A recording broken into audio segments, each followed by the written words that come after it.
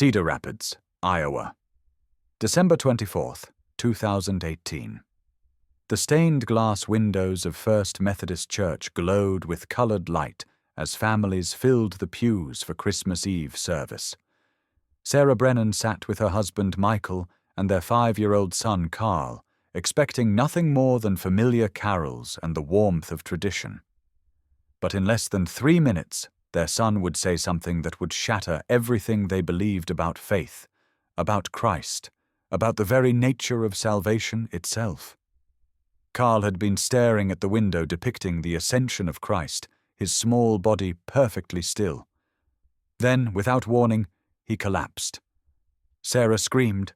Michael caught their son before he hit the floor. The church erupted in panic. Someone called 911, but before the paramedics arrived, Carl's eyes opened. They looked different, older, ancient somehow. His first words made the entire congregation fall silent. Jesus is not coming back. The child's voice was calm, matter-of-fact, terrifying in its certainty. He never left. You just keep looking at the sky and missing him on the ground. Sarah felt her heart stop. Michael, a philosophy professor and proud agnostic, stared at his son in disbelief. The pastor rushed over, confused and concerned.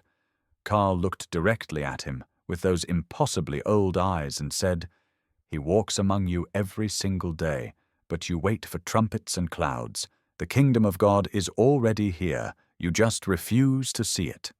What you are about to discover is the most shocking spiritual revelation ever spoken by a child. A message that will challenge everything religious authorities have taught for 2,000 years.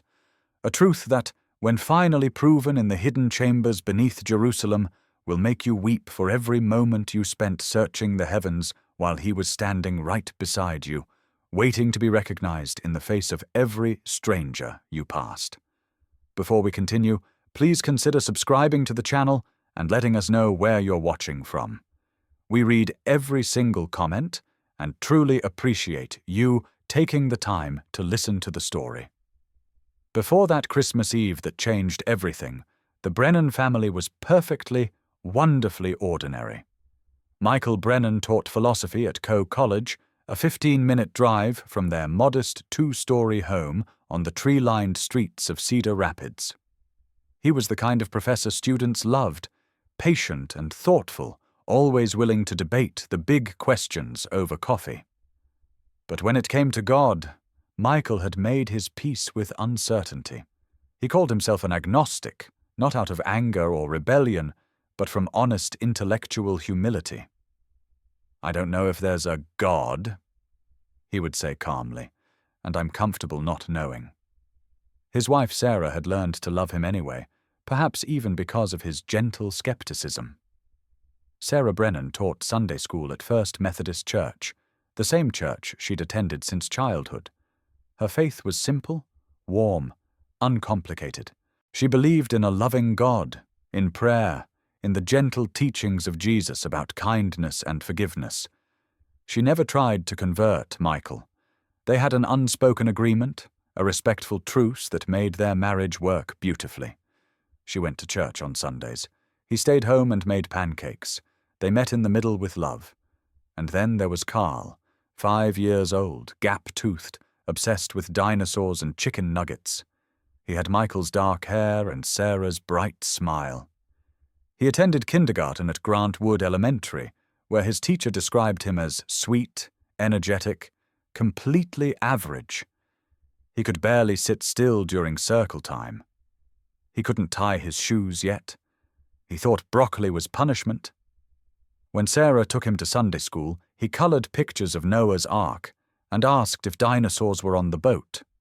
There was nothing remotely spiritual about him, no early signs of religious devotion or supernatural awareness. He was just a normal little boy in a normal family living a normal life in the heart of Iowa. But normalcy can shatter in an instant, and when it does, there is no going back. The Christmas Eve service at First Methodist Church was supposed to be beautiful and simple. Candles flickered in the hands of 200 worshippers. The choir sang "O Holy Night," with voices that filled the vaulted ceiling. Sarah sat between Michael and Carl, her hand resting gently on her son's shoulder, feeling the peace that always came with this tradition. But Carl wasn't paying attention to the music. His eyes were locked on the stained glass window above the altar, the one depicting the ascension of Christ. Jesus rising into golden clouds, his arms outstretched, his disciples looking upward in awe and wonder. Carl stared at that window with an intensity that made Sarah uncomfortable. "Sweetheart, are you okay?" she whispered. He didn't answer. He didn't blink. And then his body went rigid. The seizure came without warning. Carl's small frame convulsed violently. His eyes rolled back. Foam appeared at the corners of his mouth. Sarah screamed. Michael grabbed their son, lowering him to the floor as the congregation erupted in chaos. Someone called 911. Pastor Williams rushed over, praying frantically.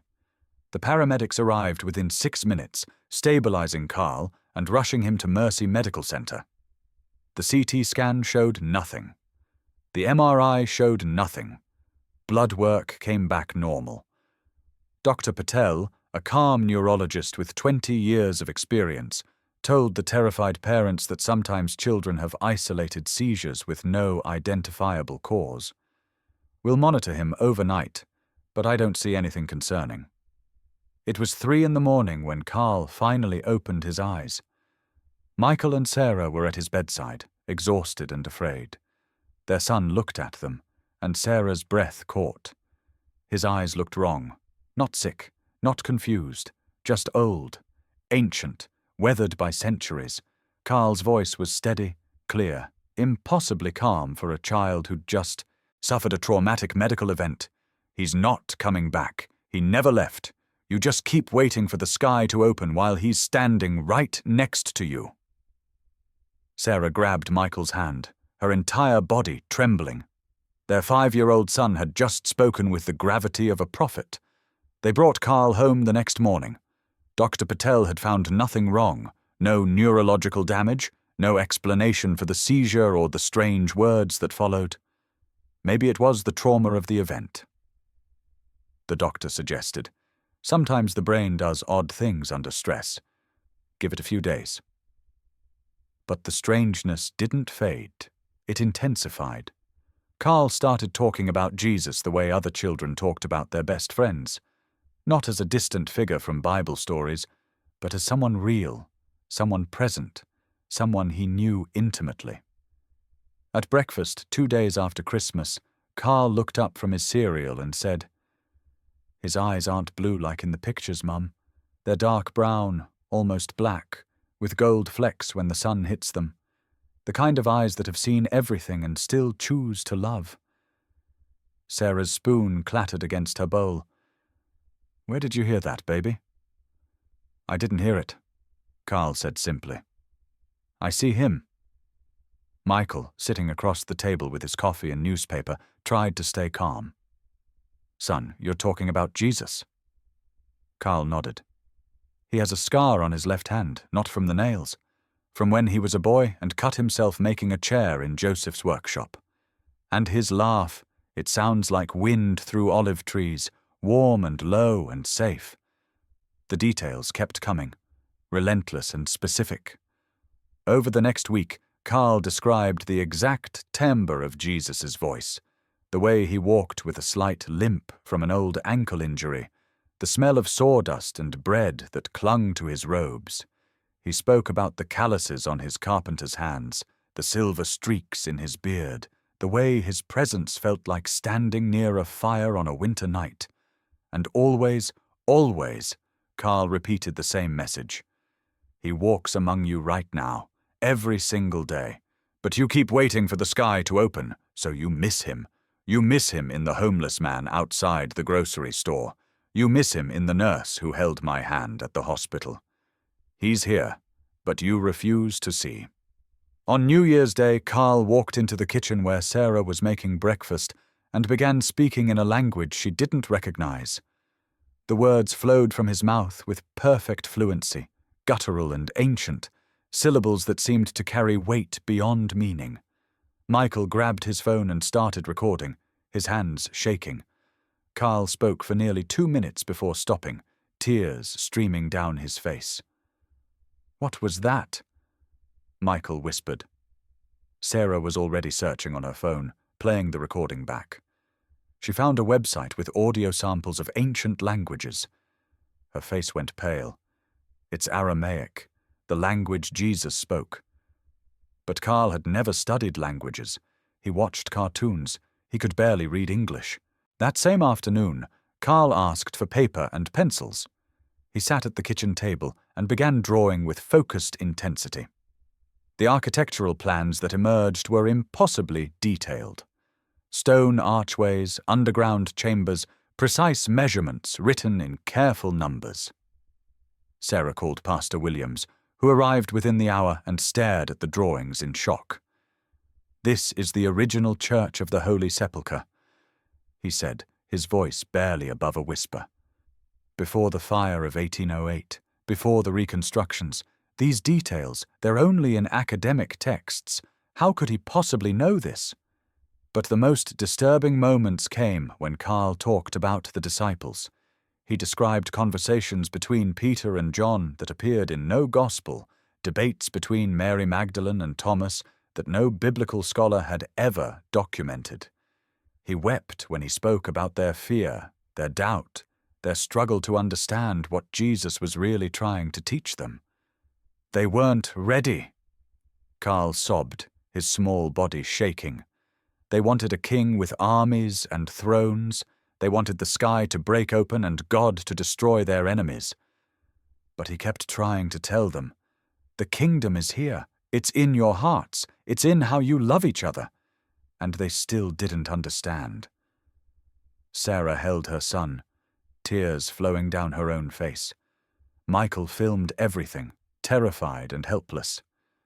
His wife looked at him with absolute certainty burning in her eyes. "Our son has been chosen." Michael refused to accept the supernatural explanation. He brought in Dr. Amanda Chen, a pediatric neurologist from the University of Iowa.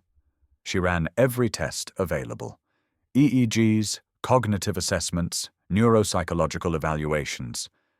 The results were maddeningly normal. "Your son's brain function is perfectly healthy," she told them. "Whatever he's experiencing, it's not neurological damage." Next came the child psychologists. Dr. Robert Morrison spent 4 sessions with Carl, emerging each time more puzzled. The boy shows no signs of psychosis, no dissociative disorders, no trauma responses. My professional opinion? This is an elaborate fantasy, possibly triggered by exposure to advanced religious education he's absorbed subconsciously. But Carl had never been exposed to theological texts. He'd never studied church history or ancient languages. Sarah knew that. Michael knew that. Yet the explanations kept missing the mark. Father Thomas from St. Patrick's Cathedral came at Pastor Williams's request. He sat with Carl for 2 hours, asking questions in Latin, testing the boy's knowledge. He emerged pale and shaken. "Mrs. Brennan," he said quietly, "I need to be honest with you. What I witnessed today deeply unsettles me. This level of knowledge, combined with his age, it could be divine revelation, or it could be demonic influence. We must proceed with extreme caution." The church community fractured. Half the congregation believed Carl was a prophet, a chosen vessel for God's message. They wanted to hear him speak, to document his revelations, to share his words with the world. The other half whispered about mental illness, about bad parenting, about the dangers of religious extremism. Some suggested exorcism. The Brennan marriage began to crack under the pressure. Sarah believed with fierce conviction that God had chosen their son for a divine purpose. Michael clung desperately to rational explanations, spending nights researching false memories and childhood delusions. They fought in whispered arguments after Carl went to bed, their voices sharp with fear and frustration. Their normal life was gone, shattered beyond repair, and neither knew how to find their way back. Dr. Rebecca Coury arrived in Cedar Rapids on a gray January morning with 2 suitcases and absolute certainty that she would debunk this nonsense within 48 hours. A professor of early Christianity and Semitic languages at Oxford, she had spent 20 years studying ancient texts and exposing frauds. She'd seen supposed child prodigies before, coached by parents seeking attention or money. This would be no different. Sarah met her at the door, exhausted and desperate. "Thank you for coming, Dr. Coury." Rebecca nodded politely, setting up her recording equipment in the living room. "Let's begin." Carl walked in, still wearing his dinosaur pajamas, holding a stuffed triceratops. He looked like any other 5-year-old. Then he opened his mouth and began speaking in flawless Aramaic. Not modern Aramaic, but the ancient Galilean dialect, grammatically perfect, his pronunciation precise. Rebecca's hands froze over her notebook. The boy spoke for 3 minutes, describing theological debates from the Council of Nicaea in 325 AD, discussions about the nature of Christ's divinity that had consumed early church fathers. He referenced specific arguments made by Orius and Athanasius, quoting passages that existed only in fragmentary texts. Then Carl said something that made Rebecca's blood run cold.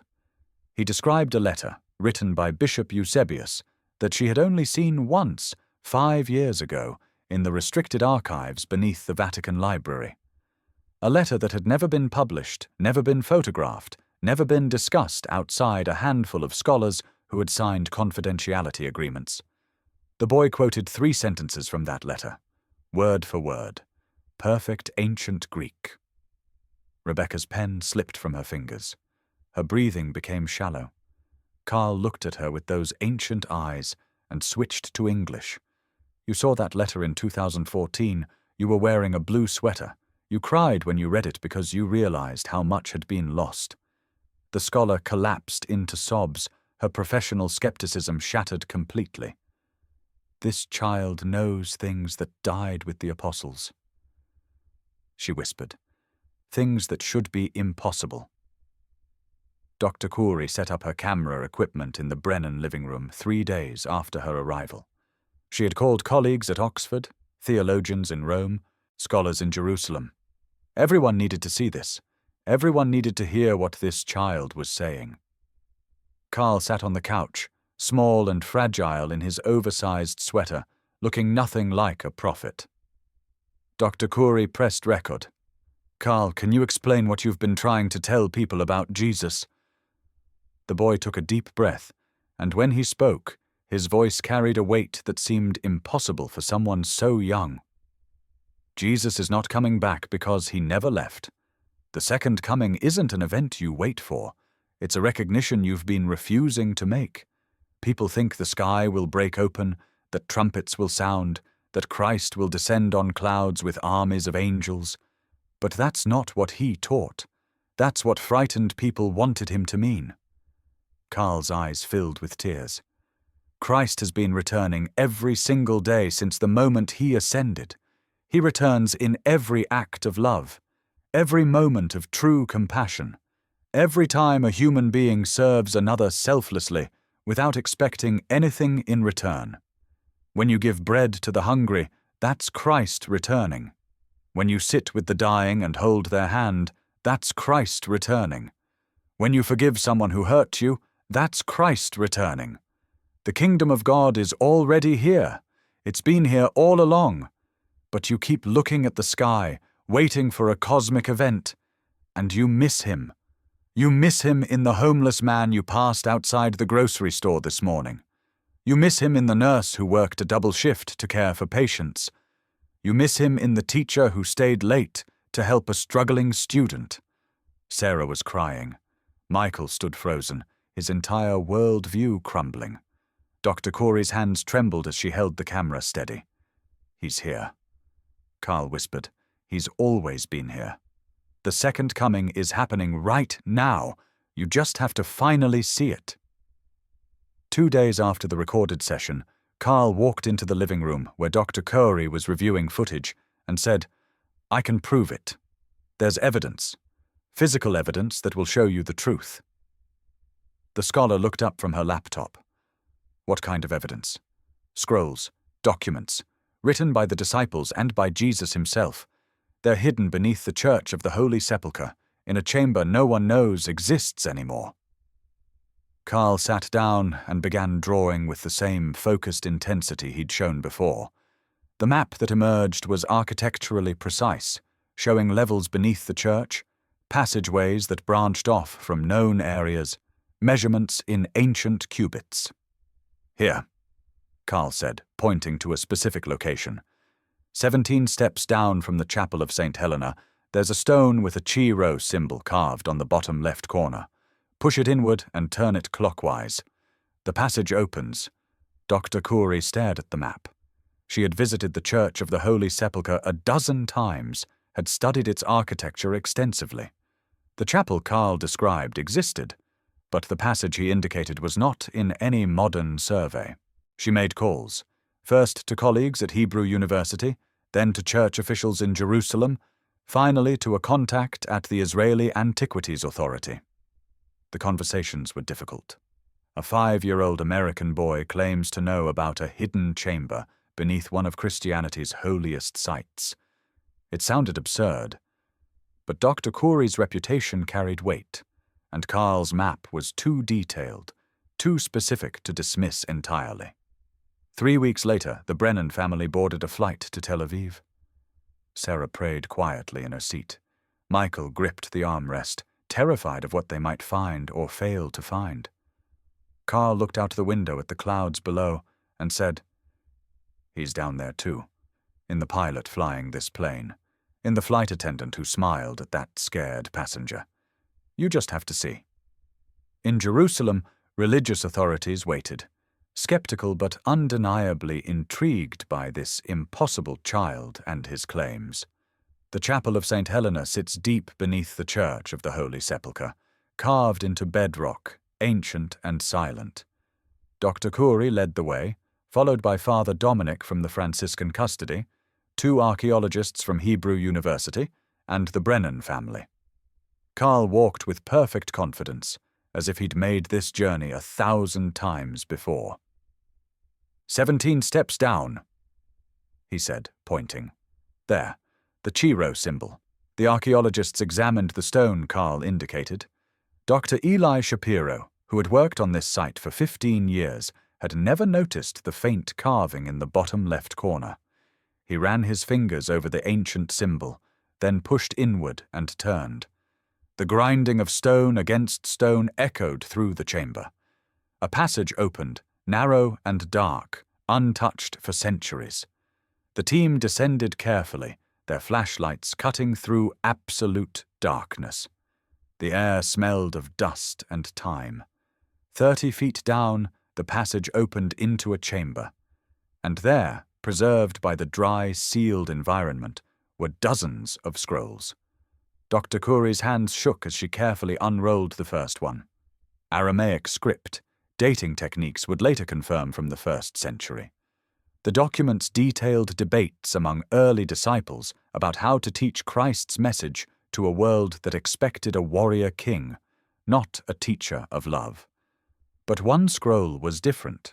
The handwriting changed. The ink was different. Dr. Corey read aloud, her voice breaking. "I do not leave and return. I am the love you show each other. I am the bread you share. I am in the eyes of every stranger you welcome. When you see me in each other, that is my coming again." The chamber fell silent. Father Dominic crossed himself, tears streaming down his weathered face. Sarah collapsed to her knees, sobbing. Michael stood frozen, staring at words written 2,000 years ago that his 5-year-old son had somehow already known. Carl smiled softly. "I told you," he whispered. He never left.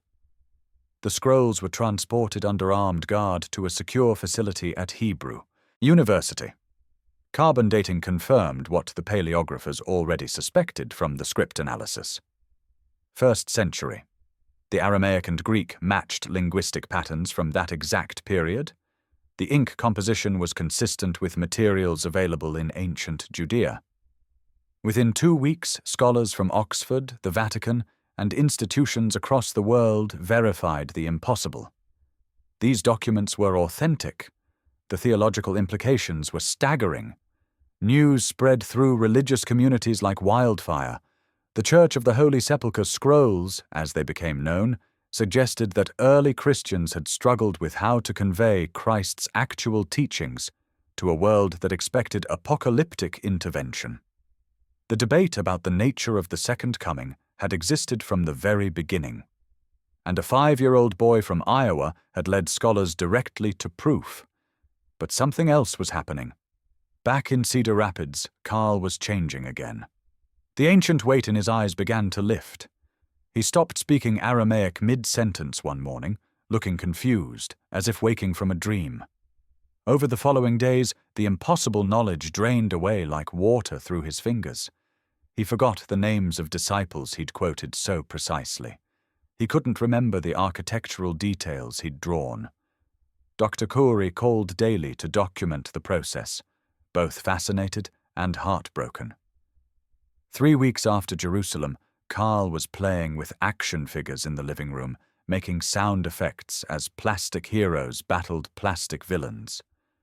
Sarah sat beside him, tears in her eyes. "Sweetheart, do you remember what we found in Jerusalem?" Carl looked up, genuinely confused. "We went to Jerusalem?" "Cool. Did we see pyramids?" "No, baby, that's Egypt. Do you remember talking about Jesus?" Carl shrugged. "Jesus is the guy with the beard, right? What does he look like?" The ancient prophet was gone. A normal 5-year-old remained. Carl remembered nothing of the previous months, nothing of the scrolls, nothing of the revelation.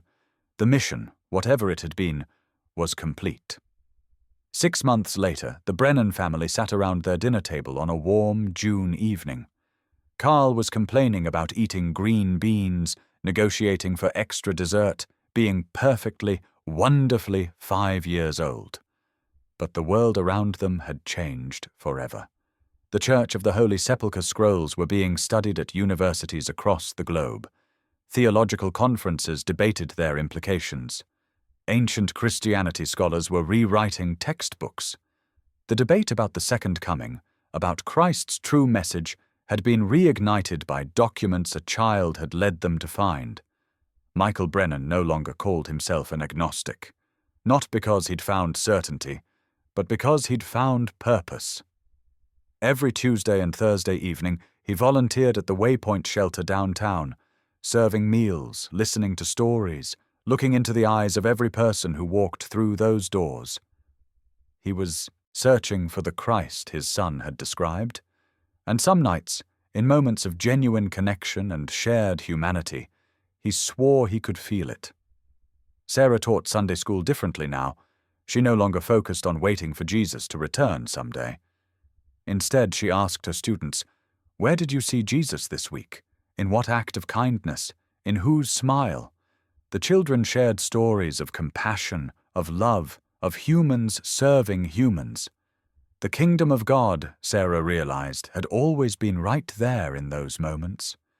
Carl played with his dinosaurs, unaware that he had changed the world. The message, though, remained. It echoed in academic journals and church sermons, in quiet moments of service and loud declarations of love. The greatest miracle isn't that Jesus might return someday in clouds and glory, breaking through the sky with trumpets and angels. The greatest miracle is that he's been here all along, returning every single day in every act of genuine kindness you choose to perform. Press 1 if you'll start looking for him not in the heavens, but in the eyes of those around you. Subscribe if you believe the second coming is already happening.